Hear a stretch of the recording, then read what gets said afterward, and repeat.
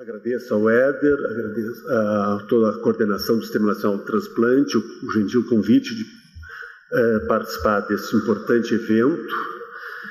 É um marco na história do transplante do Brasil e me incumbiram de falar sobre a história e as perspectivas dos transplantes no Brasil. Eu vou me ater mais à história, porque as perspectivas, já dizia um comediante americano, é muito difícil da gente conhecer, saber as perspectivas, principalmente do futuro. Então, nós vamos falar um pouquinho do passado e alguma coisa do que a gente está prevendo para o futuro. Os transplantes começaram já há muito tempo, já há 6, 8 séculos antes de Cristo. Nós tivemos na Índia, na China, as lendas sobre o transplante. Depois tivemos toda a mitologia grega, com Dédalo, com as suas asas voando. Tivemos a quimera, mas nesta fase o mais importante evento foi o milagre de São Cosme e Damião. Este milagre que ocorreu no século III tornou esses santos padroeiros da medicina, e a data deles é a data nacional de transplantes no Brasil desde 1999. Depois nós tivemos outras tentativas no século XVI com transplante de pele, no século XVIII, principalmente na Inglaterra, com transplante de dentes, e aqui nós tínhamos uma particularidade muito interessante, que se repetiu agora há alguns anos, que é o comércio. Nesta época, se roubava cadáveres para tirar dentes e se comprava de doadores vivos também os dentes para serem utilizados. E essa prática só terminou com a utilização dos dentes de cerâmica, já quase no início do século XIX. Tivemos também Barônio, na Itália, que em 1808 já fazia transplantes de pele e observou que autotransplante funcionava, alotransplante era perdido e xenotransplante de pele era perdido mais rapidamente, e publicou isto num livro sobre transplante de pele. Já no final do século XIX, início do século XX, nós começamos realmente uma fase mais importante do transplante. E esta fase começou como começa tudo no mundo, com política. O presidente da França, Jean-Marie Carnot, foi visitar Lyon e, quando se dirigia a um jantar, ele foi apunhalado por um jovem anarquista italiano e ele perfurou a veia porta. Não havia nenhuma técnica naquela época de suturar uma veia, e ele morreu sangrando. Por isto que Lyon foi o grande centro da tentativa de sutura de vasos. E aí se destacou uma personalidade que foi Carrel, era um jovem médico, e que contratou algumas bordadeiras e com elas aprendeu a fazer finas suturas com linha de nylon. E com essas suturas ele desenvolveu uma técnica que é exatamente a técnica que se utiliza hoje no transplante.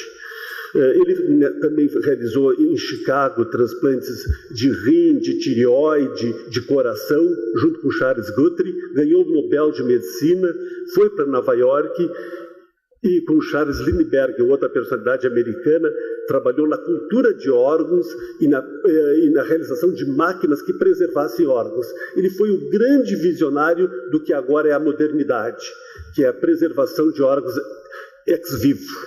Isto em 1928, 30, 33, ele já tentava fazer esses procedimentos. E depois tivemos os transplantes renais, xenotransplante em 1903, xenotransplante com macaco em 1908, transplante com doador falecido na Ucrânia em 1933, várias tentativas, e sempre com o transplante de rim, que tecnicamente era o mais fácil. Nós tivemos uma personalidade que era Walter, só me perdoa, só uma interrupção. As mesas paralelas não começam enquanto não termina a plenária. Só para eu acho importante esse aviso. Porque senão as pessoas saem porque está começando a outra viu? Perfeito, obrigado. Então, este é um russo que fez medicina na França, foi cirurgião muito importante no Egito, e ele voltou para a França e trabalhou com transplantes experimentais de ossos, articulações, pâncreas. Tem um livro dele sobre transplante experimental de pâncreas, muito interessante. trabalhou com xenotransplante humanos, principalmente de tireoide, em cretinos, não tinha hormônio naquela época, transplante de testículo. E ele se dedicou basicamente a fazer xenotransplante utilizando testículos de macaco. Ele fez mais de 2.000 na Europa, principalmente na França. Ele veio para o Brasil em 28, convidado para um congresso no Rio de Janeiro, fez transplantes aqui no Brasil e foi homenageado com uma marchinha de carnaval por Lamartine Babo, por um samba de Noel Rosa, e virou marca de cigarro aqui no Brasil. E ele foi realmente uma pessoa muito importante no transplante, mas muito fora um pouco do nosso contexto legal. Depois disso, nós tivemos Peter Medawar. Peter Medawar foi, junto com Carrel, as duas principais figuras do transplante no mundo. E o Peter Medawar tem uma particularidade. Ele nasceu no Brasil, em Petrópolis. Ele ficou até os 13 anos no Brasil, quando ele foi com parte da família para a Escócia para estudar, depois foi para Londres. Ele, durante a guerra, foi chamado para fazer o serviço militar, ele não voltou porque ele estava em estudos e ele perdeu a cidadania. Alguns anos depois ele ganhou o Nobel de Medicina. Hoje é o prêmio mais importante da Sociedade Internacional de Transplante, do qual ele foi o primeiro presidente e leva o seu nome. Ele estabeleceu toda a base imunológica da rejeição de pele e foi ele quem descobriu a tolerância adquirida. Realmente uma personalidade muito importante que, lamentavelmente, teve um acidente vascular muito cedo e que impossibilitou ele de continuar trabalhando. Na década de 50, vocês observam que nós tivemos vários transplantes, e todos eles em dois locais, Paris e Boston. Então, realmente, em 1951 se começaram os transplantes, e nesses dois locais, tanto com doador falecido em parada cardíaca, quanto com doador vivo. Na França, inclusive, ou free kidney, que eram rins que se tiravam por outro motivo, ou de prisioneiros que eram guilhotinados se utilizavam os rins na França. Tivemos em 52 um caso com um doador vivo que a mãe doou para o menino, não tinha imunossupressão, funcionou por 2 semanas e ele acabou morrendo. E logo depois, em 54, o primeiro transplante que funcionou, porque eram gêmeos univitelinos. E ali vocês veem abaixo a foto do doador, que faleceu há 2 anos atrás, 58 anos depois do transplante. Já a partir de 58 nós tivemos a descoberta do HLA por dossiê, que lhe valeu um prêmio Nobel de Medicina. Em 60 começaram os transplantes experimentais em cães com imunossupressores e se viu que a azatioprina, acho que era 6-mercaptopurina, era eficiente e por isso se conseguiu fazer transplantes de rim com grande sucesso. O grande sucesso era 50% de sobrevida no primeiro ano. E com esse grande sucesso dos rins, a partir de 63 se começou no mundo todos os demais transplantes. Fígado e pulmão em 63, intestino em 64, pâncreas em 66, e a grande novidade que mudou a história dos transplantes, o transplante de Christian Barnard de coração na África do Sul em 67. Mas todos esses transplantes fracassaram porque a imunossupressão, que era relativamente boa para o rim, ela não servia para os outros órgãos. E os transplantes só foram reiniciar os demais órgãos alguns anos depois, na era da ciclosporina. E aí, então, tivemos todo o avanço dos transplantes que se tem até agora. No Brasil, nós começamos em 38 com córneas na Santa Casa, 64 com rim, 68 com fígado, intestino, coração, pâncreas, 79 medula óssea, 84 se reiniciou o coração, 85 reiniciou o fígado, 87 pâncreas e rim e 89 nós tivemos pulmão. Então nós tivemos o primeiro transplante de rim em 64, o primeiro transplante de rim com doador falecido em 67, e a imunologia foi criada apenas em 68 na USP, e em 93 nós tivemos os primeiros resultados de transplante no Brasil. O transplante de coração, tivemos os transplantes experimentais em 63, o primeiro transplante em 68, depois tivemos em 84 o reinício dos transplantes, em 2001 uma análise também dos resultados de transplante, uma sobrevida de 66% no primeiro ano e 40% em 5 anos.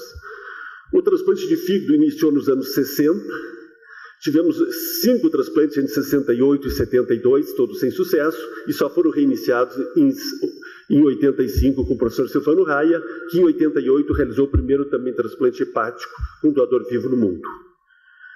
O transplante de pâncreas foi o primeiro em 68, um isolado, segmentar, que não funcionou. Depois mais 2 em São Paulo, também em 69, sem sucesso. Em 87 nós começamos um programa no Brasil de transplante de rim e pâncreas. Vocês veem a foto dessa menina. Ontem ela fez 20 anos de transplante simultâneo de rim e pâncreas. E em 2002 se fez o primeiro transplante de ilhotas pancreáticas, mas esse transplante não se desenvolveu no nosso país. O transplante de pulmão ele iniciou praticamente na Santa Casa de Porto Alegre, com o primeiro transplante em 89, depois um duplo em 93 e o com doador vivo em 99. O transplante de intestino, que ainda nós não fazemos de rotina no Brasil, dos primeiros 8 transplantes feitos no mundo na primeira série, 2 deles foram feitos por Okumura em São Paulo, na USP. E em 2000 se fez um outro transplante na Santa Casa de São Paulo, que funcionou por pouco tempo, e ele ainda não está atuante no Brasil, esse tipo de transplante. O TMO foi feito primeiro em 79 pela equipe do Dr. Pasquini, que é o pioneiro da América Latina. Em 91 foi incluído como procedimento do Sistema Único de Saúde. E em 93 nós começamos com o Redome, através do Dr. José Roberto de Moraes. Temos várias leis de transplantes, temos o diagnóstico de morte por várias resoluções do CFM, temos uma nova que já está aprovada, que vai modificar esta em vigor, mas ainda não foi publicada. E passamos por várias formas de consentimento. Na prática, a gente utilizou a decisão mandatória e hoje a gente utiliza o consentimento informado dos familiares pela lei de transplante. Mas nós temos um problema muito sério, porque o Código Civil nosso diz que o consentimento informado é da pessoa em vida e as famílias só se a pessoa não se manifestou. Então, hoje nós temos essa dificuldade em relação a isto. Temos vários registros com publicações, temos hospitais de transplantes, tivemos 2 tragédias muito graves, que temos que ter todo cuidado para que não se repitam. E os transplantes no Brasil, a gente pode dizer que eles passaram por 3 fases. Uma heróica, uma romântica, que começa com a fundação da PTO, com as organizações, com regulamentação, com o uso da ciclosporina e após aquele acidente aéreo.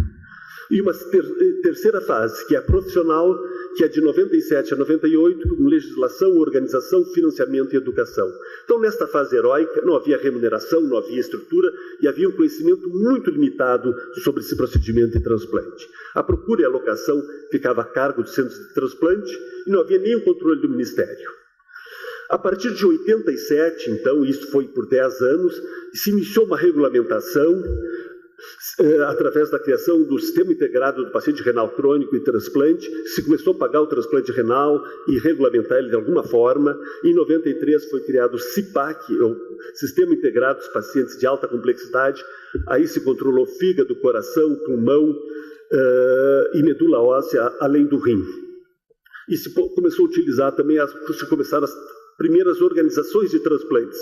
O PITO no Rio de Janeiro, o SPIT em São Paulo e nós com a coordenação de transplantes do Rio Grande do Sul, entre 86 e 87. Então, se passou a utilizar um modelo semelhante ao americano, que essas coordenações, principalmente o SPIT e o RS, o PITO e o RS Transplante, buscavam órgãos em vários hospitais. Com essas atividades, nós crescemos o número de doadores no Brasil, em verde, de 1 para 3 por milhão até 93 e não crescemos mais. Tínhamos 3 doadores por milhão de população.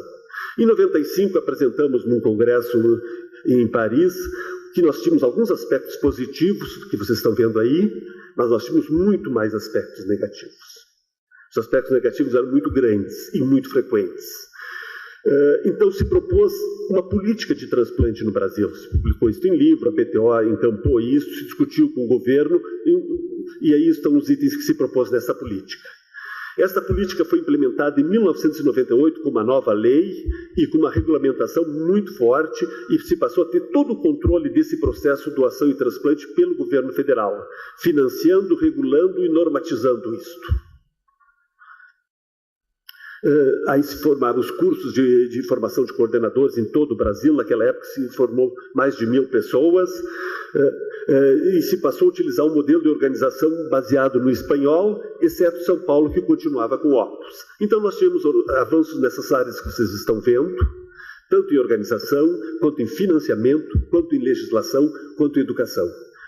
E, como era de se esperar, em alguns anos nós aumentamos em 140% o número de doadores efetivos no país. Mas isto caiu. Houve uma série de problemas, a gente chamou isso de apagão do transplante, que não convém discutir isso agora, mas houve uma série de problemas e a consequência foi essa. Se perdeu a política efetiva de transplantes que havia no país. E as perspectivas, quais seriam, então, em 2007, quando a gente teve esse problema? Vocês veem aqui, as farmácias, por mais modernas que sejam, não têm órgãos armazenados, as impressoras para imprimir os fígados estão derretidas na alfândega, os chips para substituir as máquinas de hemodiálise e os rins transplantados também ainda não chegaram.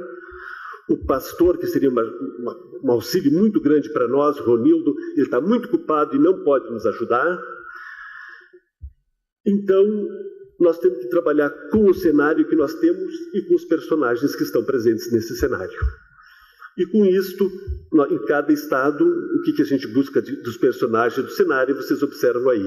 É o que está nesse diapositivo. E tudo isto não funciona se não houver uma vontade política, principalmente do Estado, e o financiamento. Então, em 2007, nós fizemos a primeira planejamento do Brasil. Nós planejamos para 10 anos, até 2017, chegarmos a 20 transplantes por milhão.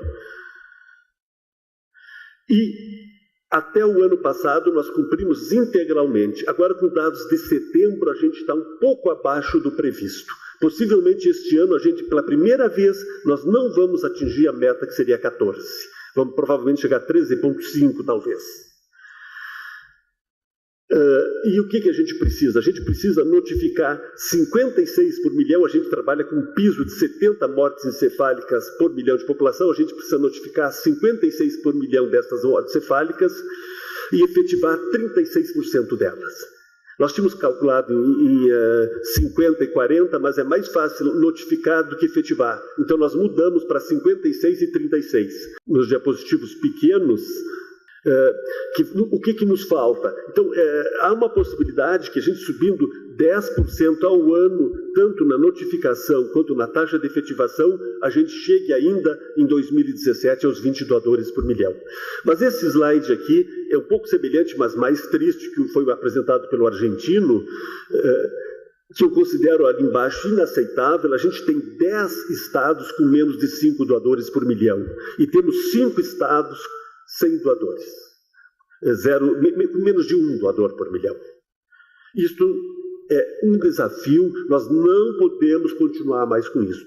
Isto é um desafio para o SNT, mas principalmente para os secretários e governadores desses estados. Nós hoje temos esse modelo misto com OPUS e coordenadores hospitalares. No Rio Grande do Sul, um dos tipos de OPUS é só para remoção de órgãos. Me parece que é um modelo que possa ser utilizado no resto do país, que tenha cirurgiões à disposição 24 horas. E nossos objetivos com os transplantes são aumentar o número, conhecer e melhorar os resultados, justiça na alocação e nos resultados, prevenir qualquer forma de transplante ilegal ou antiético, proteger o doador vivo e diminuir essas desigualdades. Esse é o nosso desafio. E essas são as macro perspectivas que eu denomino que a gente tem que trabalhar. 2015, fila zero de córneas. 2015, o projeto mais 3. Todos os estados têm que ter pelo menos 3 doadores por milhão. 2017, todos os estados têm que ter pelo menos 5 doadores por milhão.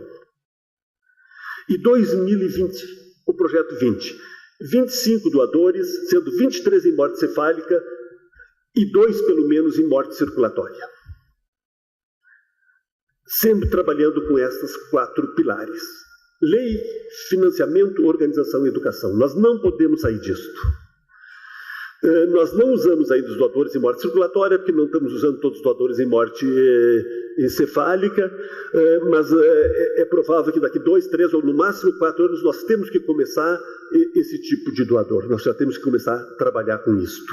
E cada vez mais, aqui o HC, o INCOR em São Paulo, já com reparação de pulmão, nós vamos usar reparação de órgãos baseados lá nos trabalhos de Carrel. Temos que proteger os doadores vivos, ainda nos falta o registro de doadores, e isso a BTO tem que fazer. Nós temos que ter esse acompanhamento desses doadores a longo prazo, e isso é o SNT, o seguro de vida por 1 ano ou 6 meses para os doadores. Isso é muito importante. Na minha opinião, e essa não é uma opinião da BTO, é uma opinião minha, pessoal, se nós usamos consentimento informado, nós temos que ter registro de doador. Se nós usamos consentimento presumido, nós temos que ter registro de não doador. Como nós usamos consentimento informado, e nós temos um código que diz que é a pessoa em vida que define, eu sou francamente favorável que exista um registro nacional de doadores voluntário, na presença de testemunha, revogável, com valor legal e consultado apenas após a morte. Nós tivemos avanços recentes em prevenção de comércio, prevenção de transplante em estrangeiros. Houve modificação com aprimoramento nos critérios de alocação de rim, alocação de doadores limites funcionando. Houve uma série de avanços nesses últimos anos. Entretanto, nós temos vários desafios. O Éder tocou no assunto do fortalecimento do SNT. É evidente que o SNT é muito mais fraco que o transplante no Brasil. Até porque o transplante tem uma história de 40 anos e o SNT tem uma história de 13 anos. Mas o que me deixa muito... O Sorati, que estava agora aqui, o Sorati está há pelo menos 8 a 10 anos no INCUCAI. Nesses 13 anos, eu acho que o Éder é o 8º ou o 10º coordenador nacional. Quer dizer, quando tem toda a expertise, está na hora de sair. Isto vale para os coordenadores estaduais. Não adianta tu teres um conselho territorial com pessoas que trocam a cada 6 meses, que não sabem o que está fazendo ali dentro. Hoje no Brasil, e isso é uma coisa que eu quero passar para todos, uma parte da expertise está com as equipes de transplante, e essas não podem ser negligenciadas. Isto aconteceu em 2007, 2005, 2006, e quando caiu o transplante no Brasil. Um dos principais motivos foi o negligenciamento das equipes de transplante. Muito obrigado.